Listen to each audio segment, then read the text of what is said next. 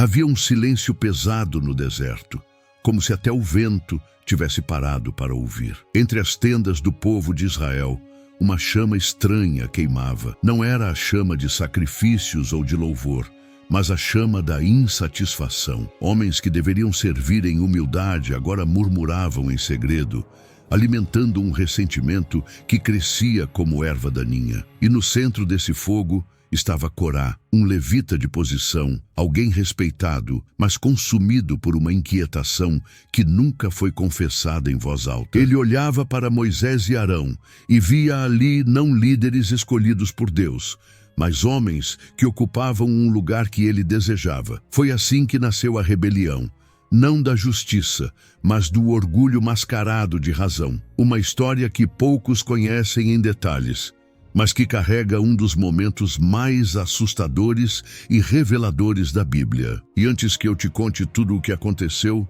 deixa eu te dizer uma coisa. Se você se interessa por histórias que vão além da superfície, histórias que revelam os segredos mais ocultos da Bíblia e ainda trazem lições que podem transformar sua vida hoje, já se inscreve e deixa seu like, porque aqui você não recebe religião.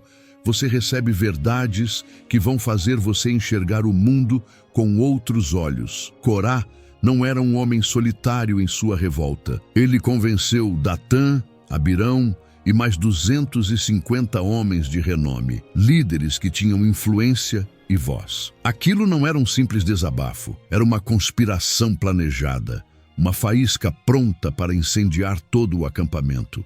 Eles se levantaram contra Moisés com palavras afiadas, desafiando sua autoridade diante de toda a congregação. Vocês se exaltam sobre a Assembleia do Senhor. Todos aqui são santos, e o Senhor está no meio de nós. Por que vocês se colocam acima do restante do povo? Soava como um discurso bonito, quase justo, mas carregado de veneno. A multidão que ouviu ficou dividida. Alguns pensaram que Moisés realmente passava dos limites. Outros temeram, mas não tiveram coragem de falar. A atmosfera era de tensão, como se uma guerra estivesse prestes a começar. E o que fez Moisés? Não gritou, não se defendeu, não atacou. Ele se lançou com o rosto em terra. Esse gesto de humilhação e rendição revelou que ele entendia a gravidade da situação. Não era contra ele que aqueles homens estavam se levantando, mas contra o próprio Deus. Moisés então propôs uma prova, que Corá e seus seguidores viessem no dia seguinte diante do Senhor, trazendo incensários.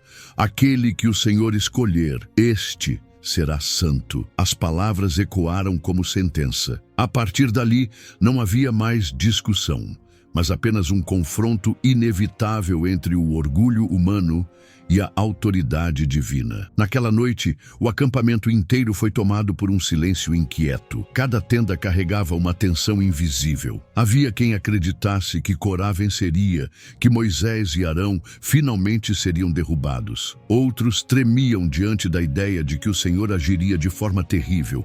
O deserto, acostumado com o som de animais e vozes, parecia segurar a respiração. A lua iluminava rostos preocupados, e mães apertavam seus filhos contra o peito sem conseguir dormir. Era a véspera de um julgamento divino. O amanhecer trouxe mais do que sol, trouxe expectativa. Corá e seus seguidores apareceram com seus incensários em mãos, confiantes, altivos, certos de que seriam aceitos diante de Deus. 250 homens, lado a lado, queimando incenso diante da congregação. O cheiro do fogo subia e os olhares da multidão acompanhavam cada movimento. Foi então que o Senhor falou a Moisés e Arão: afastem-se da congregação, para que eu consuma todos de uma vez. Imagine o desespero. O povo começou a correr, empurrando-se, tentando escapar.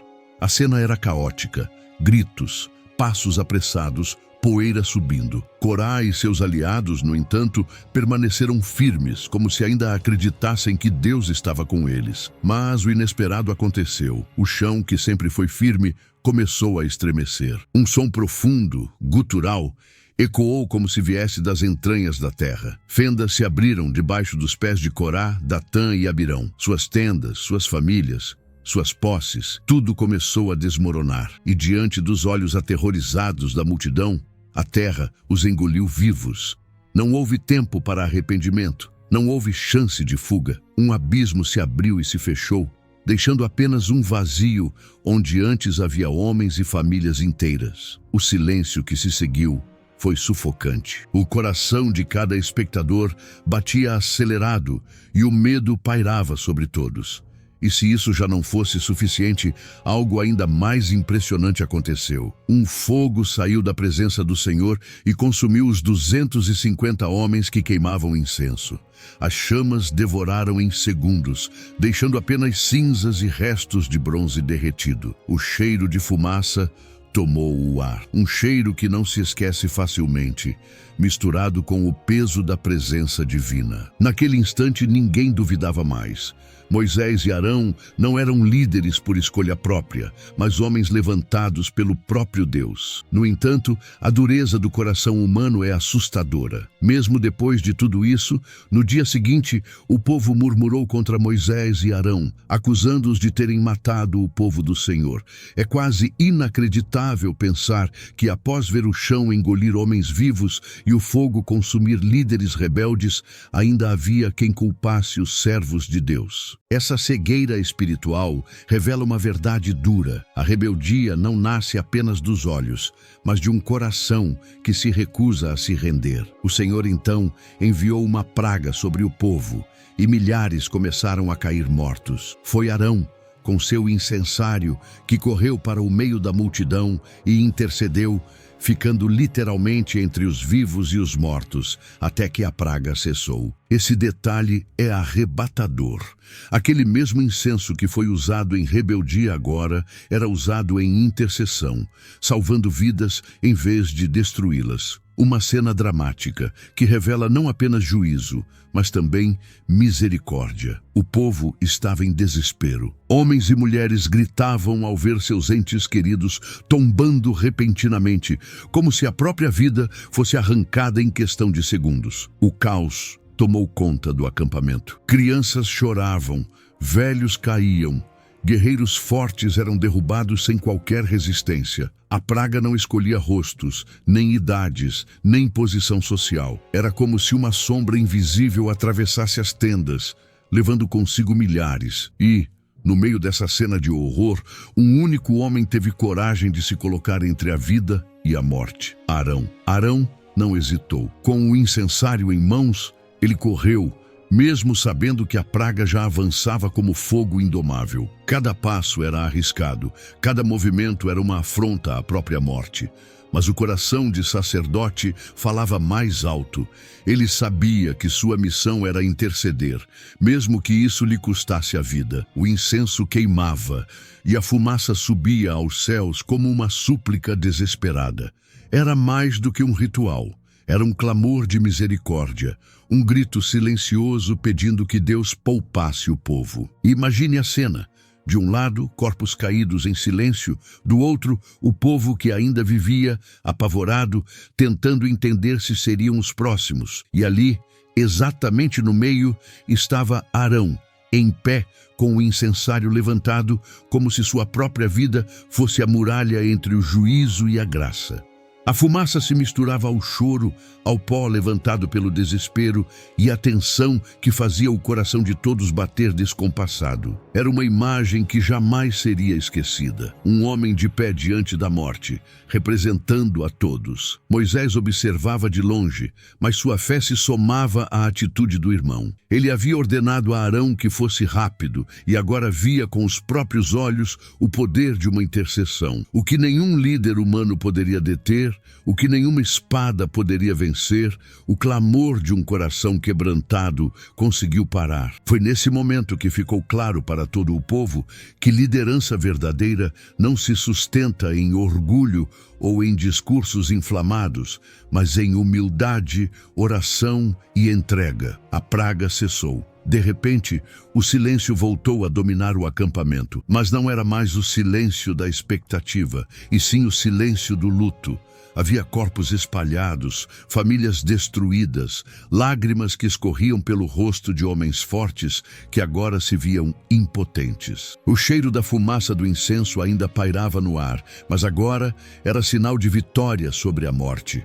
Aquele detalhe, Arão entre os vivos e os mortos, transformou-se em símbolo eterno do que significa interceder. Esse momento não foi apenas sobre juízo e misericórdia, mas sobre contraste. De um lado, Corá e seus aliados haviam usado o incenso para desafiar a Deus. O resultado foi destruição. Do outro lado, Arão usou o mesmo incenso para rogar por vida, e a resposta foi salvação. O mesmo objeto, duas intenções diferentes, dois resultados opostos. Isso mostra que não é o ritual em si que tem poder, mas a intenção do coração e a obediência à vontade de Deus. Essa cena também aponta para algo maior, algo profético. Arão, como sacerdote, se colocou entre os mortos e os vivos, e seu ato de intercessão trouxe paz ao povo. Da mesma forma, séculos depois, Cristo se colocaria entre a humanidade e a condenação eterna, entregando sua vida para que nós tivéssemos vida em abundância. O gesto de Arão foi um vislumbre de algo que ainda viria, um prenúncio da maior intercessão da história. O povo, em lágrimas, nunca mais esqueceria aquela imagem. Os filhos que sobreviveram perguntariam aos pais sobre o dia em que viram a terra engolir famílias inteiras, o fogo consumir líderes e a praga devastar milhares. E os pais responderiam com um misto de temor e esperança. Nós vimos a morte de perto,